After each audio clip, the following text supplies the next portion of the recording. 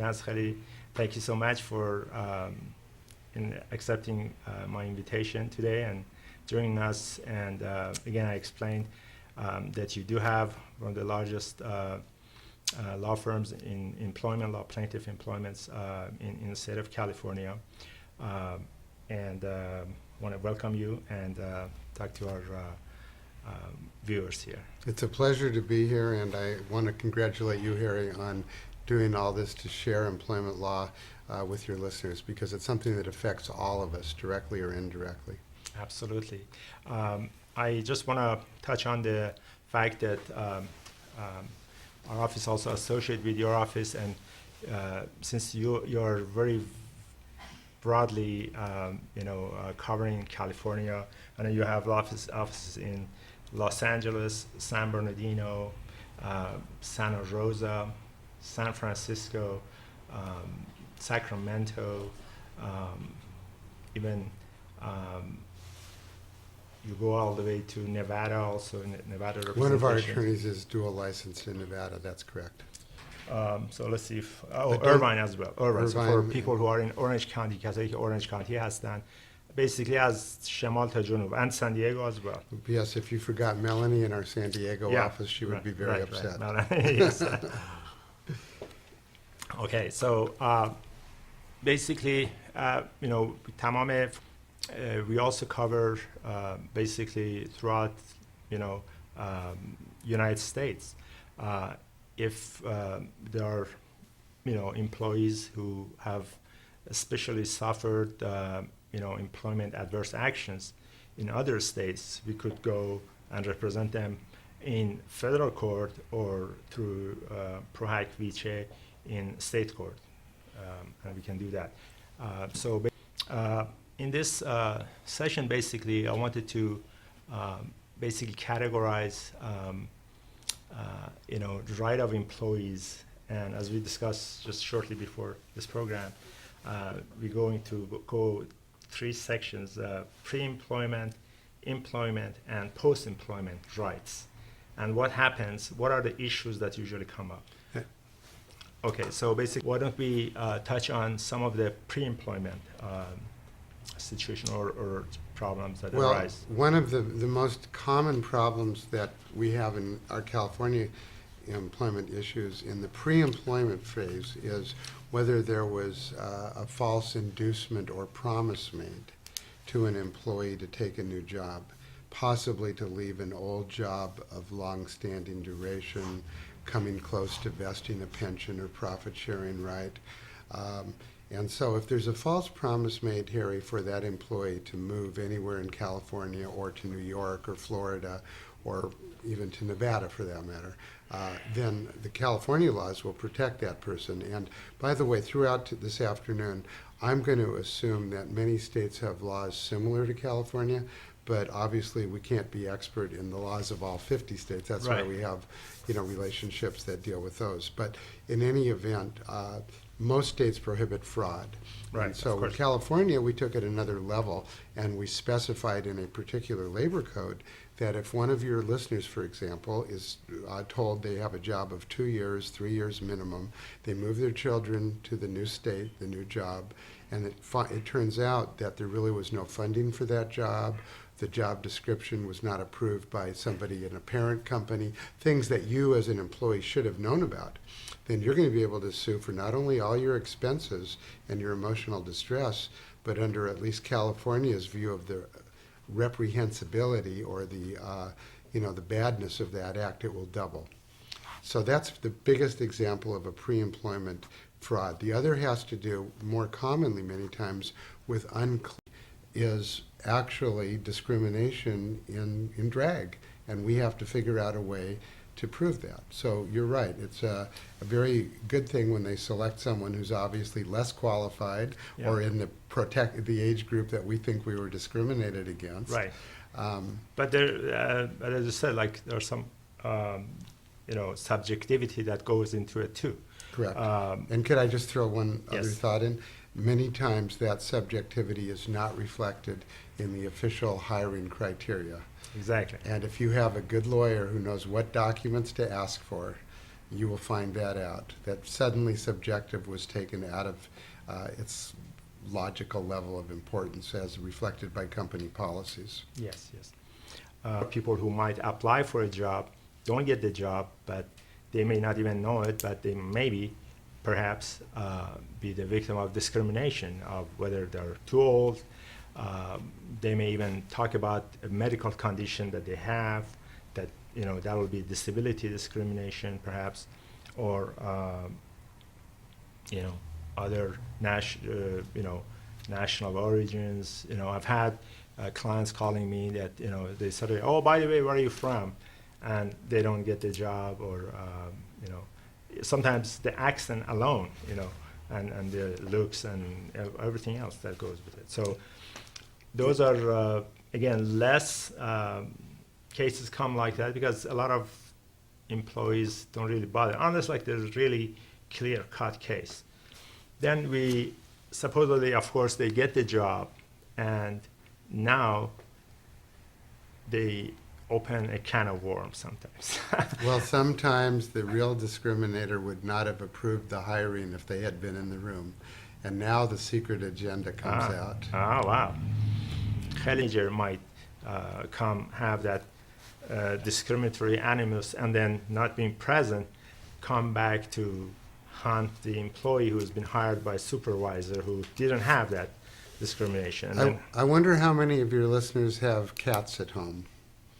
Oh, Persian cats, probably, more likely, yes. Okay, the reason I ask that strange question is that in employment law, we have a doctrine called the cat's paw. Cat's paw, yes. And the cat's paw means, very simply, that an indirect supervisor trying to get rid of somebody they do not directly supervise instructs the person between them and the victim to engage in acts of discrimination and adverse job conduct.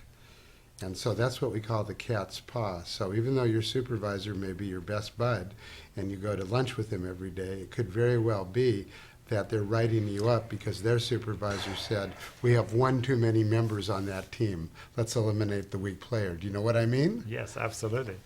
That theory basically comes mostly other supervisors or managers who have the indirect power, indirectly influence the supervisor. And a lot of times the supervisors the ones who really don't have that much self-esteem or respect for employment laws, they follow the illegal acts of following the upper management's directions to do this. In fact, I had a case where this supervisor, in fact, came to me because, and this is an interesting case where he had fired a lady who actually became pregnant. And now, after firing the pregnant lady goes and sues the company. The owner of the company, was a smaller company, comes back and fires the supervisor for illegal firing of the lady who was, should have been accommodated for disability. However, in fact, the supervisor tells me, in fact, the owner of the company directed him, and there was some evidence that the owner, in fact, had told him, the moment she got pregnant, we don't want to have, find a way to get rid of it. And then once he was sued, then they came back and sued the supervisor.